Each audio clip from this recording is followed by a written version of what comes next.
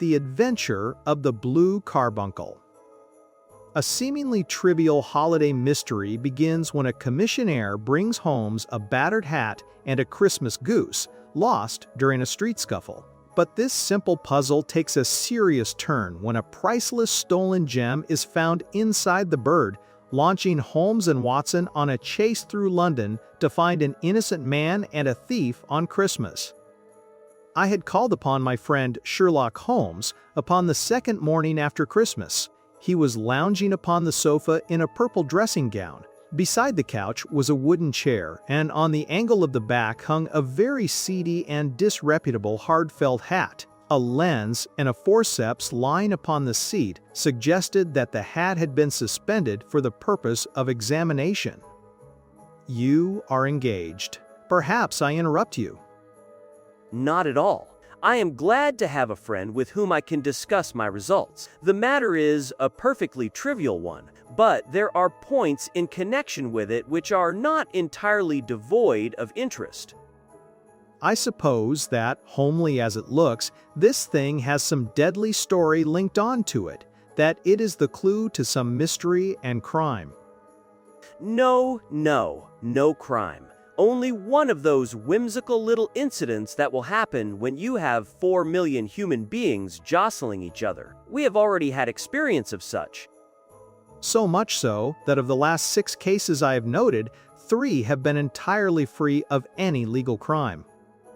Precisely. Well, I have no doubt that this small matter will fall into the same innocent category. You know Peterson, the commissionaire? Yes. It is to him that this trophy belongs. No, he found it. Its owner is unknown. I beg that you will look upon it, not as a battered billycock, but as an intellectual problem. It arrived upon Christmas morning, in company with a good fat goose. About 4 o'clock on Christmas morning, Peterson saw a tallish man carrying a white goose. At the corner of Goodge Street, a row broke out between this stranger and a knot of roughs. One of them knocked off the man's hat. He raised his stick to defend himself and smashed a shop window behind him. The man, shocked and seeing Peterson's uniform, dropped his goose, took to his heels, and vanished. The roughs also fled, leaving Peterson with this battered hat and a most unimpeachable Christmas goose, which surely he restored to their owner. My dear fellow, there lies the problem.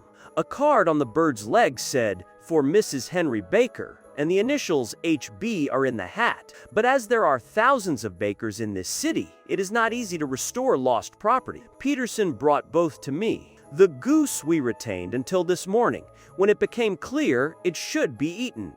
Its finder has carried it off to fulfill its ultimate destiny, while I retain the hat. But you are joking. What can you gather from this old battered felt? Here is my lens. You know my methods. What can you gather yourself? I took the tattered object. It was an ordinary black hat, cracked, exceedingly dusty, and spotted, though there seemed to have been an attempt to hide the patches by smearing them with ink. I can see nothing. On the contrary, Watson, you can see everything. You fail, however, to reason from what you see. You are too timid. Pray, tell me what you can infer? It is perhaps less suggestive than it might have been. Yet there are a few distinct inferences. That the man was highly intellectual is of course obvious. Also that he was fairly well-to-do within the last 3 years, although he has now fallen upon evil days. He had foresight, but has less now, pointing to a moral retrogression, probably from drink. This may also account for the obvious fact that his wife has ceased to love him. My dear Holmes. He has, however, retained some degree of self-respect. He is a man who leads a sedentary life, is out of training entirely, is middle-aged, has grizzled hair which he has had cut recently, and which he anoints with lime cream. Also, by the way, it is extremely improbable that he has gas laid on in his house. You are certainly joking, Holmes. I must confess I am unable to follow you. For example, how did you deduce that this man was intellectual? Holmes claps the hat upon his head. It comes right over his forehead. It is a question of cubic capacity. A man with so large a brain must have something in it. The decline of his fortunes, then? This hat is 3 years old. It is of the very best quality. If this man could afford so expensive a hat 3 years ago, and has had no hat since, then he has assuredly gone down in the world. The further points, middle-aged, grizzled hair, recently cut, lime cream, are all gathered from the lining. The lens discloses a large number of hair ends. The dust is the fluffy brown dust of the house, not the gritty gray dust of the street. The marks of moisture inside are proof he perspired freely and could hardly be in the best of training. But his wife, you said she had ceased to love him. This hat has not been brushed for weeks. When your wife allows you to go out in such a state, I shall fear that you also have lost your wife's affection. And he was not a bachelor. He was bringing home the goose as a peace offering. But how do you deduce the gas is not laid on? When I see no less than 5 tallow stains, I think there can be little doubt the individual walks upstairs at night with his hat in one hand and a guttering candle in the other. Are you satisfied? Well, it is very ingenious. But since there has been no crime, all this seems a waste of energy. Holmes had opened his mouth to reply when the door flew open and Peterson rushed into the apartment. The goose, Mr. Holmes. The goose, sir. Eh? What of it then? Has it returned to life? See here, sir. See what my wife found in its crop. He held out his hand and displayed a brilliantly scintillating blue stone, smaller than a bean, but of such purity that it twinkled like an electric point. By Jove, Peterson, this is treasure trove indeed. I suppose you know what you have got? A diamond, sir? A precious stone. It's more than a precious stone. It is the precious stone. At the Countess of Morcar's blue carbuncle. Precisely so. The reward offered of 1,000 is not within a 20th part of the market price. It was lost at the Hotel Cosmopolitan just 5 days ago. John Horner, a plumber, was accused. The evidence was so strong, the case has been referred to the assizes. The question for us now is the sequence of events leading from a rifled jewel case to the crop of a goose in Tottenham Court Road. Our little deductions have suddenly assumed a much more important and less innocent aspect. So now we must set ourselves very seriously to finding this Mr. Henry Baker. We must try an advertisement in all the evening papers. A little after 6:30, I found myself in Baker Street once more. As I approached, I saw a tall man in a Scotch bonnet waiting outside. Just as I arrived, the door was opened and we were shown up together. Mr. Henry Baker, I believe. Pray take this chair by the fire. Ah, Watson, you have just come at the right time. Is that your hat, Mr. Baker? Yes, sir. That is undoubtedly my hat.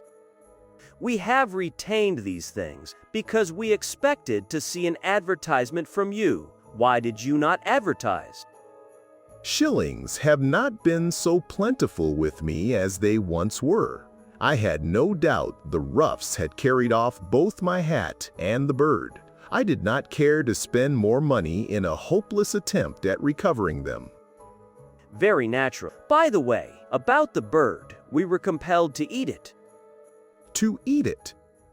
Yes, but I presume this other goose upon the sideboard will answer your purpose equally well. Oh, certainly, certainly. No, sir. I think that, with your permission, I will confine my attentions to the excellent bird which I perceive upon the sideboard. There is your hat, then, and there your bird. By the way, would it bore you to tell me where you got the other one from? Certainly, sir. There are a few of us who frequent the Alpha Inn. This year, our good host instituted a goose club. My pence were duly paid, and the rest is familiar to you. So much for Mr. Henry Baker. It is quite certain that he knows nothing whatever about the matter. Are you hungry, Watson? Then I suggest that we turn our dinner into a supper and follow up this clue while it is still hot. It was a bitter night. In a quarter of an hour, we were at the Alpha Inn. Holmes ordered 2 glasses of beer. Your beer should be excellent, if it is as good as your geese. My geese. Ah, yes, I see. But you see, sir, them's not our geese. I got the 2 dozen from a salesman in Covent Garden. Breckenridge is his name.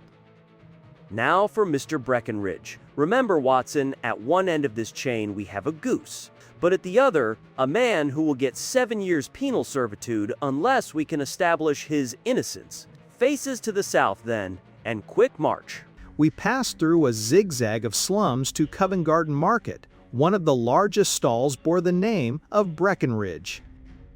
Sold out of geese, I see. Let you have 500 tomorrow morning.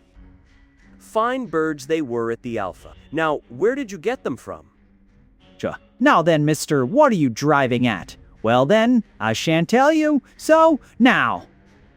It is a matter of no importance, but I'm always ready to back my opinion on a matter of fowls, and I have a fiver on it that the bird I ate is country bred. Well then, you've lost your fiver, for it's town bred. Will you bet then? Will you bet then? It's merely taking your money, but I'll have a sovereign on with you. Just read out that third name. Mrs. Oakshott, 117, Brixton Road, 249. Quite so. Now, what's the last entry? December 22nd. 24 geese at 7 shillings, 6 pence, sold to Mr. Windigate of the Alpha. What have you to say now? Sherlock Holmes looked deeply chagrined, threw a sovereign on the slab, and turned away. A few yards off, he stopped and laughed. When you see a man with whiskers of that cut, you can always draw him by a bet. Well, Watson, we are nearing the end of our quest. The only point is whether we should go on to Mrs. Oakshott tonight or... His remarks were cut short by a loud hubbub. A little rat-faced fellow was standing in the circle of light while Breckenridge was shaking his fists fiercely at him. I've had enough of you and your geese. If you come pestering me anymore, I'll set the dog at you. Did I buy the geese off you? No, but one of them was mine all the same. Huh, this may save us a visit to Brixton Road. Come with me. My companion speedily overtook the little man and touched him upon the shoulder. He sprang round, and every vestige of color had been driven from his face. My name is Sherlock Holmes. It is my business to know what other people don't know. You are endeavoring to trace some geese sold by Mrs. Oakshott to Breckenridge, to Mr. Windigate, and to Mr. Henry Baker. Oh, sir, you are the very man whom I have longed to meet. Exis. Pray tell me who it is. I have the pleasure of assisting. My name is John Robinson. No, the real name. It is always awkward doing business with an alias. Well then, my real name is James Ryder. Precisely so. Head attendant at the Hotel Cosmopolitan. Pray step into the cab. In half an hour, we were back in Baker Street. Our new companion's high, thin breathing and the clasping of his hands spoke of the nervous tension within him. Now then, you want to know what became of that goose, white with a black bar across the tail. Oh, sir, can you tell me where it went to? It came here, and a most remarkable bird it proved. It laid an egg after it was dead, the bonniest, brightest little blue egg that ever was seen.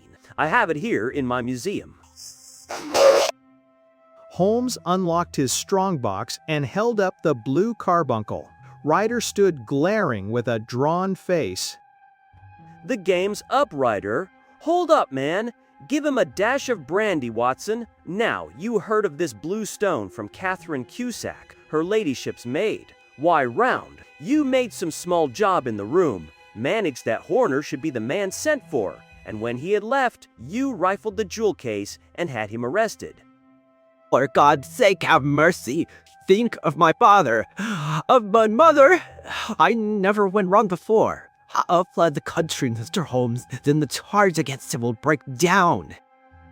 Get back into your chair. You thought little enough of this poor Horner. Now let us hear a true account. How came the stone into the goose? I went to my sister's house in Brixton Road. She fattens fowls for the market. I decided to carry the stone and a goose to my friend in Kilburn. I drove one of the birds behind a shed, a big one, white, with a barred tail. I caught it and thrust the stone down its throat. But the creature flapped and struggled, and my sister came out.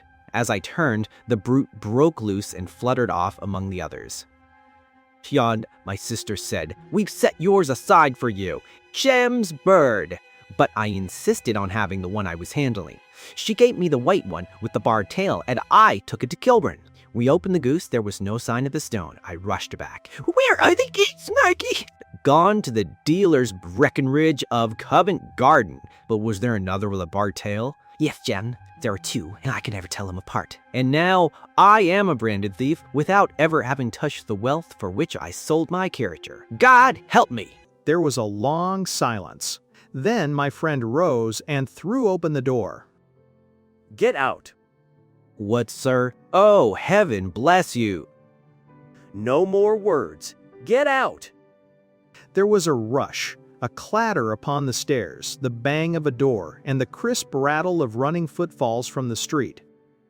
After all, Watson, I am not retained by the police to supply their deficiency. If Horner were in danger, it would be another thing. But this fellow will not appear against him, and the case must collapse. I suppose that I am commuting a felony, but it is just possible that I am saving a soul. This fellow will not go wrong again. He is too terribly frightened. Besides, it is the season of forgiveness. Chance has put in our way a most singular and whimsical problem, and its solution is its own reward.